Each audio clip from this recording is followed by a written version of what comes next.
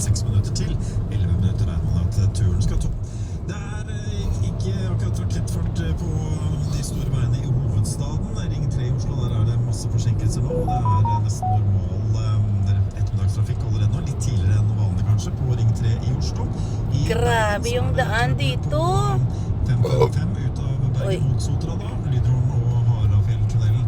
Der er det litt forsinkelser allerede nå. Også i Stavanger har det kommet litt ekstra trafikk nå i ettermiddag.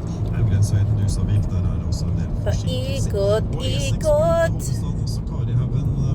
Ang daan ba, ikot, ikot. Og så gjentar vi dette da.